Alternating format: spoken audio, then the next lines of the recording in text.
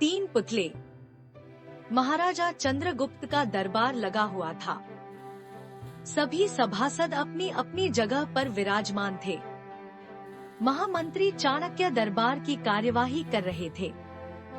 महाराजा चंद्रगुप्त को खिलौनों का बहुत शौक था। उन्हें हर रोज एक नया खिलौना चाहिए था। आज भी महाराजा के पूछने पर कि क्या नया है, पता चला कि एक सौदागर आया है और कुछ नए खिलौने लाया है। सौदागर का ये दावा है कि महाराज या किसी ने भी आज तक ऐसे खिलौने न कभी देखे हैं और न कभी देखेंगे। सुनकर महाराज ने सौदागर को बुलाने की आज्ञा दी।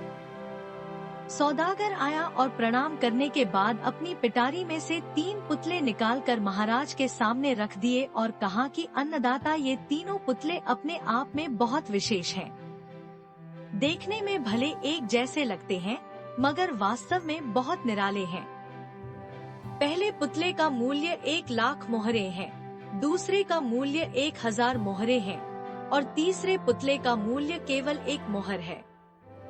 सम्राट ने तीनों पुतलों को बड़े ध्यान से देखा।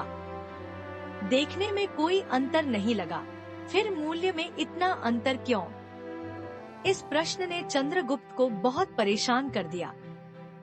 हार के उसने सभासदों को पुतले दिए और कहा कि इनमें क्या अंतर है, मुझे बताओ। सभासदों ने तीनों पुतलों को घुमा फिरा कर सब तरफ से देखा, मगर किसी को भी इस गुत्थी को सुलझाने का जवाब नहीं मिला। चंद्रगुप्त ने जब देखा कि सभी चुप हैं, तो उसने वही प्रश्न अपने गुरु और महामंत्री चाणक्य से पूछा। चाणक्य ने पुतलों को बहुत ध्यान से देखा और दरबान को 3 तिनके लाने की आज्ञा दी।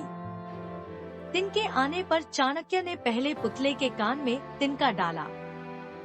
सबने देखा कि तिनका सीधा पेट में चला गया। थोड़ी देर बाद पुतले के होंठ हिले और फिर बंद हो गए। अब चाणक्य ने अगला तिनका दूसरे पुतले के कान में डाला। इस बार सबने देखा कि तिनका दूसरे कान से बाहर आ गया और पुतला ज्यों का त्यों रहा। ये देखकर सभी की उत्सुकता बढ़ती जा रही थी कि आगे क्या होगा। अब चाणक्य ने तिनका तीसरे पुतले के कान में डाला।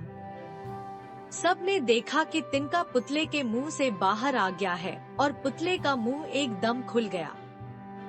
पुतला बराबर हिल रहा है, जैसे कुछ कहना चाहता हो। चंद्रगुप्त के पूछने पर कि ये सब क्या है और इन पुतलों का मूल्य अलग अलग क्यों है, चाणक्य ने उत्तर दिया।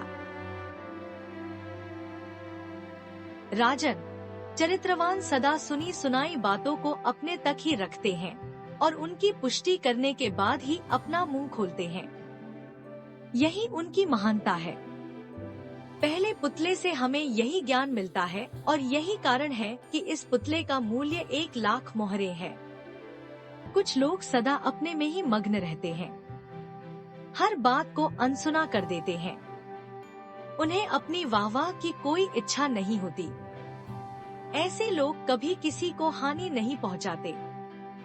दूसरे पुतले से हमें यही ज्ञान मिलता है और यही कारण है कि इस पुतले का मूल्य 1000 मोहरे है। कुछ लोग कान के कच्चे और पेट के हल्के होते हैं।